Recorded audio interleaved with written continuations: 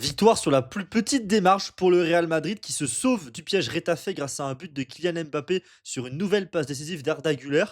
Un match ennuyeux, terne, sans saveur, sans mouvement, une prestation insipide du Real Madrid, une prestation d'anti-football comme on pouvait s'y attendre de la part de Retafe, mais une rencontre où il y a quand même des choses à débriefer par l'absence surtout de créativité et de création d'occasion de la part de ce Real Madrid de Xabi Alonso qui fait peur à voir. Car ce soir, le Real Madrid peut dire un grand merci à l'entrée mémorable d'Alan Nyom qui a passé 45 secondes sur la pelouse avant de se faire exclure pour un geste d'anti-jeu clair contre Vinicius Junior. Vinicius Junior qui a d'ailleurs provoqué un second carton rouge ensuite dans cette rencontre et qui a fait une entrée où il s'est fait charcuter à chaque instant. Mais pour le coup, il a dû provoquer 6, 7, 8 fautes. J'ai pas la stat sous les yeux, mais en 30 minutes, c'est immense. C'est sans doute le plus grand ratio de l'histoire en termes de fautes provoquées par rapport aux minutes jouées.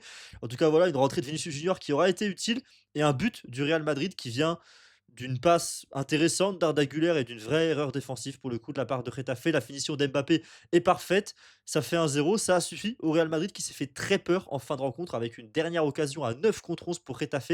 Courtois qui sort rapidement dans les pieds de Camara et qui évite la catastrophe, puisque si le Real Madrid ne repartait pas des 3 points à 11 contre 9 de Getafe, ça aurait fait très mal, surtout que la prestation, là, pour le coup, n'est pas là. Parce que oui, le plus important quand on va jouer à Getafe, c'est les 3 points. Et le Real Madrid rentre à Valdebebas avec, mais tout le reste est clairement questionnable, voire inquiétant côté Real Madrid. Déjà la composition de départ de Xabi Alonso, le choix de laisser Vinicius Junior sur le banc, vu comment il s'est fait marbrer en 30 minutes, pourquoi pas? Ça évite peut-être une blessure ou des sales coups pour le Brésilien. Par contre, ça manquait clairement de mouvement. Sur les ailes, il se passait rien. Carreras était trop bas, Valverde était trop bas, Franco, Rodrigo faisaient un petit peu toujours la même chose. Mbappé était très bien cadré par la défense centrale et par les milieux de terrain qui jouent très bas, les deux lignes très resserrées de Getafe.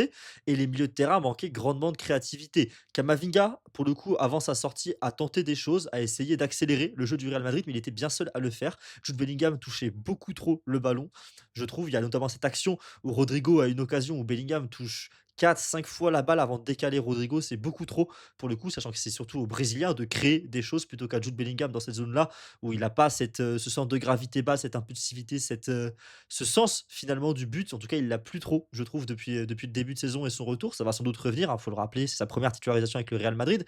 Mais quand même, match très difficile et très terne de la part de Jude Bellingham. Un autre joueur qui est terne, qui est tiède, c'est Aurélien Tchouaméni. Dans ce genre de rencontre, il ne sert pas à grand-chose. Dans un match où tu attaques 90% du temps, Aurélien Tchouaméni ne te sert pas à grand-chose. Alors oui, il est propre, oui, il a fait deux trois bonnes interventions. Il y a une ou deux relances où il a fait accélérer le jeu, mais c'est beaucoup trop peu de la part d'un joueur de sa qualité. Et le Real Madrid aurait fait bien mieux de commencer cette rencontre avec Arda Güler, qui lui, pour le coup, a fait parler sa créativité et a accéléré le jeu, a joué vers l'avant et a fait une passe sur le but de Kylian Mbappé, une passe qui casse une ligne dans l'axe du terrain, comme on en a peu vu sur le reste de la rencontre, et c'est trop dommage.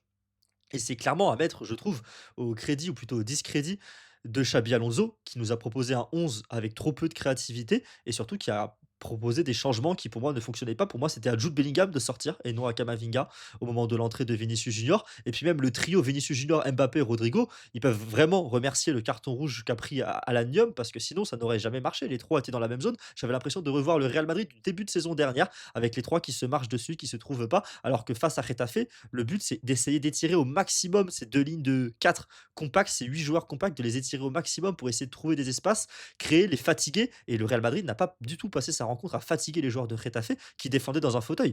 Et je pense sincèrement que si Alanium ne prend pas son carton rouge, Retafe tient le 0-0 sans problème, vu le manque de créativité du Real Madrid et vu aussi la sérénité défensive de Retafe, même si pour le coup l'entrée de Vinicius Junior a déjà inquiété un petit peu les joueurs de Retafe. L'arbitre s'est mis à mettre des cartons et puis là après le carton rouge les a complètement déconnectés de la rencontre et ils prennent un but sur l'action d'après. C'est dommage pour eux. Après, c'est leur manière de jouer. C'est ce que veut Bordalas.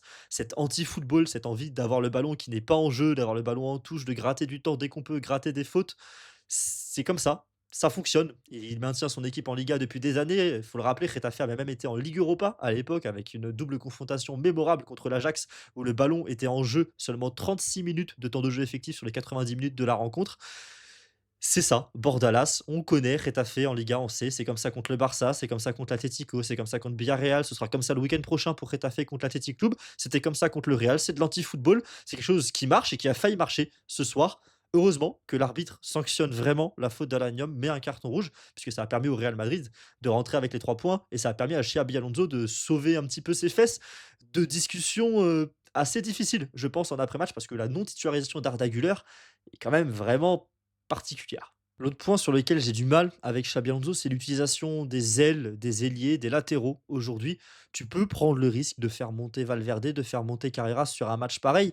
Il y a de quoi couvrir, vu que Tchouaméni n'est pas très offensif dans ces systèmes-là, il y a de quoi couvrir les deux, trois joueurs offensifs maximum du côté de Getafe, même si Getafe a su apporter le danger un petit peu, notamment sur une petite période en début de seconde mi-temps où Getafe a presque dominé une dizaine de minutes de la rencontre. Mais j'ai du mal avec le manque de créativité, le manque d'idées de ce Real Madrid. Alors c'est un Real Madrid qui comptait en serrant la première titularisation de Camavinga cette saison, la première de Jude Bellingham, la troisième, si je dis pas de bêtises, de Rodrigo. Donc voilà, il y a des joueurs qui n'avaient pas nécessairement des automatismes avec ceux qui les entouraient. Mais c'est dommage de ne pas voir Franco et Rodrigo intervertir, de ne pas voir Carreras monter très haut, voire même potentiellement dans ce cas-là, avoir Camavinga qui couvre au poste derrière gauche. Voilà, il y a trop peu de changements de poste, de dézonage, même de changement d'aile de la part des deux attaquants. Mbappé était très bien cadré, il a essayé de décrocher un petit peu, mais c'est pas ça qui fonctionne contre Retafe. Il fallait un joueur de surface sur cette rencontre-là. Il y a aussi des relances qui sont difficiles de la part du Real Madrid. Tu te fais avoir par le pressing de Retafe et t'as Courtois qui dégage devant. Évidemment que Mbappé, Rodrigo et Franco ne vont pas gagner un duel de la tête face aux 4, voire 5, voire 6, voire 7 défenseurs sur la pelouse côté Retafe. Et donc je trouve que voilà, Xabi Alonso a failli coûter le match. Aujourd'hui, ce sont ses choix, à mes yeux, si cette rencontre finissait 0-0, qui auraient coûté le match, même si certaines individualités, dont Jude Bellingham, sur cette rencontre, m'ont beaucoup déçu.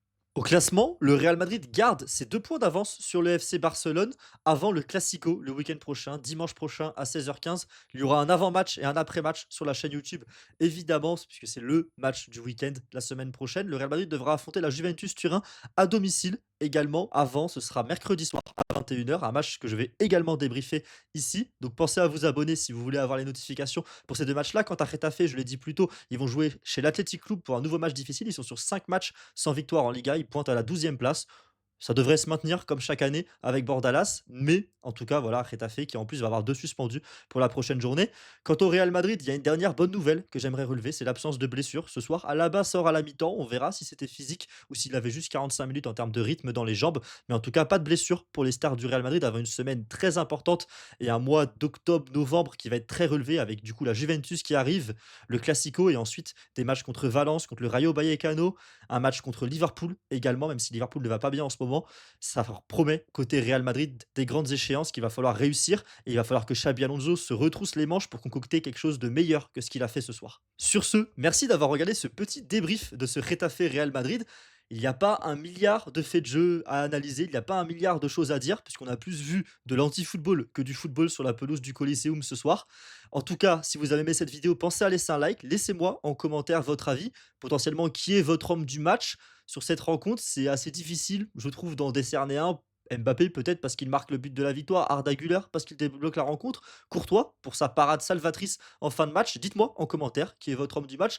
De mon côté, j'ai pas spécialement envie de trancher. Peut-être Vinicius Junior, qui est quand même le joueur qui provoque les 2 cartons rouges. C'est ça qui permet au Real Madrid de débloquer la rencontre et de faire face à ce bloc bas de Getafe. En tout cas, merci à vous d'avoir regardé jusqu'au bout. Laissez un like, pensez à vous abonner, mettez votre petit commentaire et puis on se retrouve très bientôt sur ma chaîne YouTube. Salut à tous, ciao!